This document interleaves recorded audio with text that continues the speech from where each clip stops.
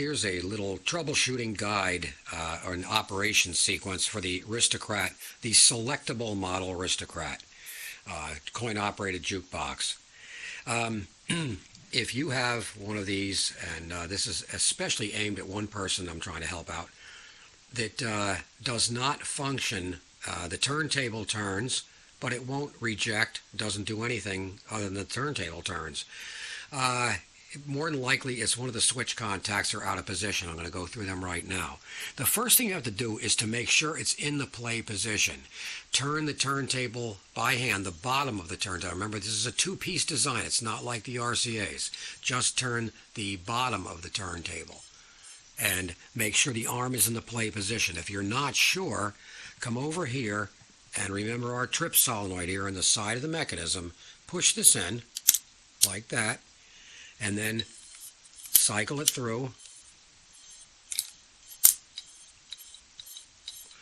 Now when it gets to this point, see, it's waiting for records to drop, and it's a two-part drop. So now that it's over here and it's not doing anything, the arm's over, it's waiting for records to drop. Now manually, with your finger, come back over here to the trip solenoid again, push it once, keep turning the turntable until the arm comes over, drops down, and you hear the click. Now you know it's in the play position. Okay, the first thing we're going to do is to test the credit switch. The credit switch is this one up front, as I told you before. I'm going to put some more light on it.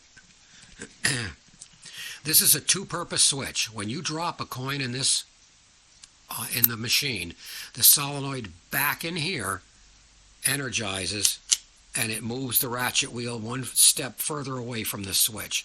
The switch closes the back two sections of the switch, which is the motor. The front two sections of the switch is the power supply return for all the solenoids except the coin switch. The coin switch is always available to the machine. The other solenoids are only available when credits are established.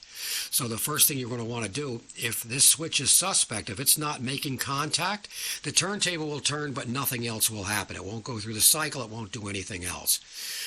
What you're going to try this, and you notice I have the front selector off this thing because there's no way you can see it without that. So I'm going to set the camera down for a second. I'm going to put this on its side.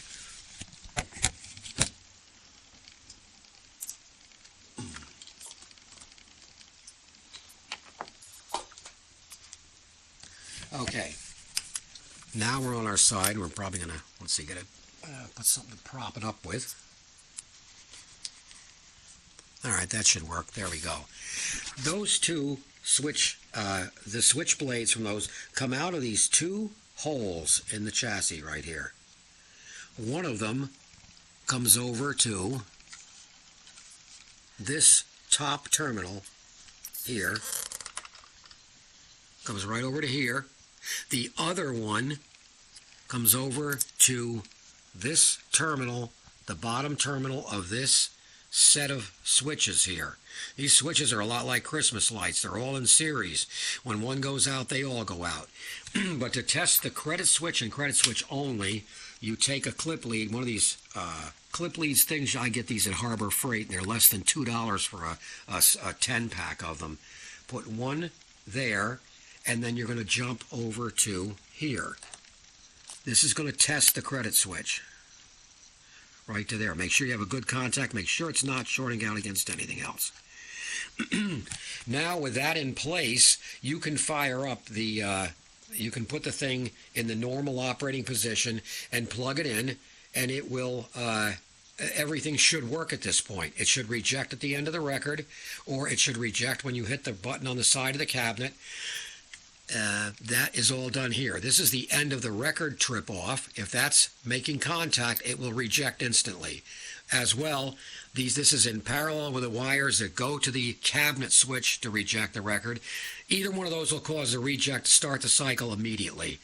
That way, if it starts working after you put this jumper on, you know that your front credit switch is not making contact. Very simple.